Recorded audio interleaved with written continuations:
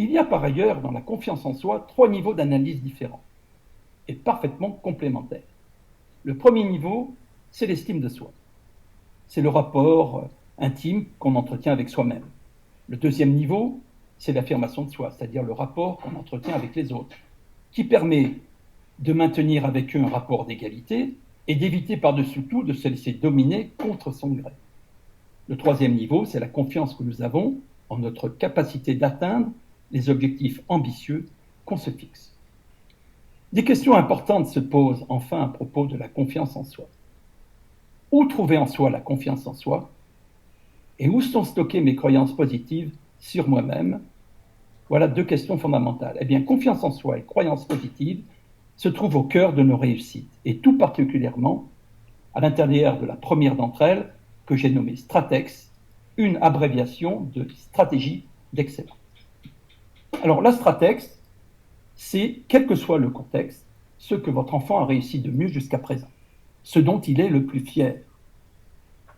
Un bel exemple est celui du Jamaïcain Usain Bolt, un des sportifs les plus titrés de l'histoire des Jeux Olympiques en athlétisme. Eh bien, aujourd'hui, âgé de 35 ans, sa Stratex, ce n'est pas une de ses innombrables victoires aux Jeux Olympiques, mais sa toute première médaille d'or, remportée sur 200 mètres au championnat du monde junior de 2006, il avait 15 ans.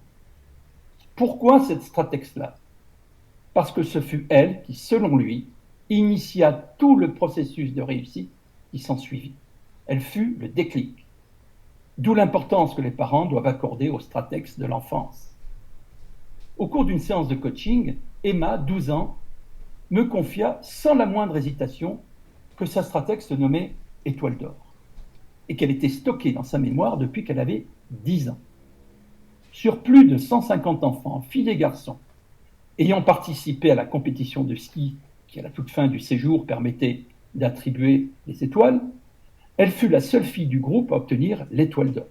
Elle en tira évidemment fierté, fierté qui demeure en elle depuis.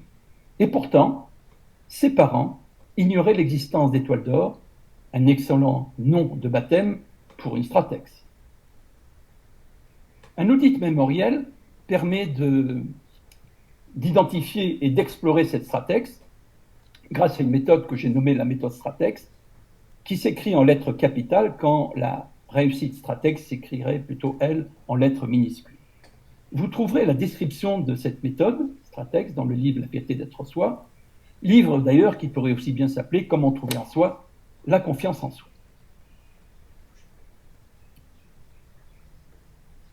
Les 5 atouts du potentiel que nous venons de passer en revue, c'est un cocktail de compétences à évaluer pour mieux se connaître. Se connaître, c'est connaître précisément ses points forts et également non pas ses points faibles, mais ses pistes de progrès. Nous disposons de tests pour évaluer les ressources du potentiel. Vous les trouverez dans l'ouvrage La fierté d'être soi, ainsi qu'un outil d'auto-évaluation nommé Auto-Eval. Auto-Eval permet d'auto-évaluer les 5 potentialités qui sont topographiquement réparties sur ce schéma de la façon suivante: la tête pour les infos, le cœur pour les émotions, les bras pour les relations, les jambes pour la motivation et le nombril pour la confiance. L'auto-évaluation des 5 potentialités peut être quantifiée de 1 à 5.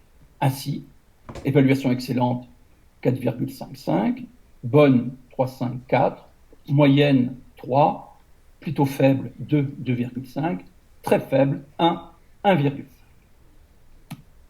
Pour Anne, les 3 potentialités auto-évaluées à un niveau supérieur ou égal à 3,5 sont des points forts.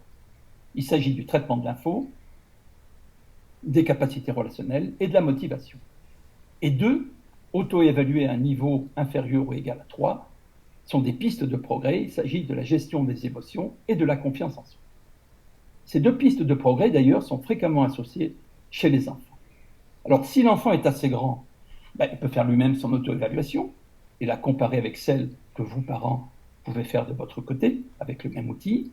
S'il n'est pas assez grand, vous faites vous-même l'évaluation, vous lui confiez les résultats et vous lui demandez ce qu'il en pense.